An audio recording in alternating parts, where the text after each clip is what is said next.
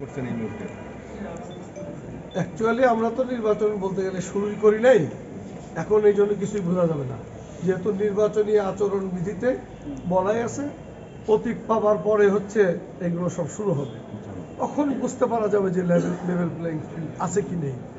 তবে ষড়যন্ত্র আছে আপনারা জানেন, এবং একটি পতিত স্বৈরাচার তারা তো বিভিন্ন হুমকি দামকি ফেসবুক ইউটিউবে দিচ্ছেই যে তারা ষড়যন্ত্র নির্বাচন হইতে দিবে না, এটা সেটা অনেক কিছু, এবং বিভিন্ন জায়গায় অনেক মাগুরারও কয়েকটি স্থাপনায় তারা আগুন টাগুন দিয়েছে আপনারা জানেন। এইসব নিয়ে কিছু ঝামেলা আছে, বাট জনগণের যে ঐক্যবদ্ধ মনোভাব এখন এই মুহূর্তে দীর্ঘদিন মানুষ ভোট দিতে পারে না, সেই জন্য এই ভোটের ব্যাপারে সবাই অত্যন্ত দৃঢ় কণ্ঠ, সবাই বলতেছেন এই কথাটাই যে না, যে কোনো মূল্যের বিনিময়ে এই ভোটে বাংলাদেশের নতুন বাংলাদেশ বিনির্মাণের যে টার্গেট সেটা ইনশাল্লাহ পূরণ হবে। ঠিক আছে। আপনাদের আপনি কি মনে করছেন যে মাগুরা এক আসনে বিএনপির প্রতিদ্বন্দ্বিতা হবে কাদের সাথে? এখন প্রতিদ্বন্দ্বিতা তো যারা যারা প্রতিদ্বন্দ্বিতা করছে সবার সাথে হবে।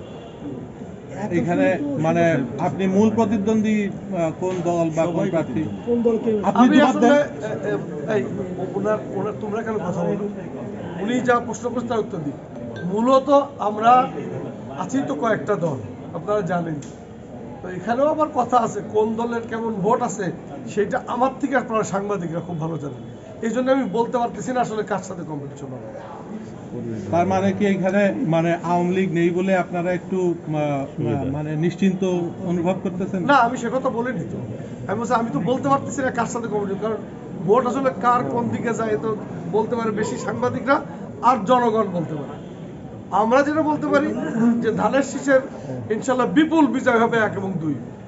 কে ভোট দিতে আসবে না কে স্বৈরাচার ছিল এইগুলো নিয়ে আমাদের কোনো টেনশন নেই। আমরা থাকলেও আওয়ামী লীগ ইনশাল্লাহ, আমি মনে করি আওয়ামী লীগ থাকলেও আমরাই জিততাম, ধানের শীষ জিততো ইনশাল্লাহ। আমরা জেলা বিএনপির আহ্বায়কের সাথে একটু কথা বলতে চাই।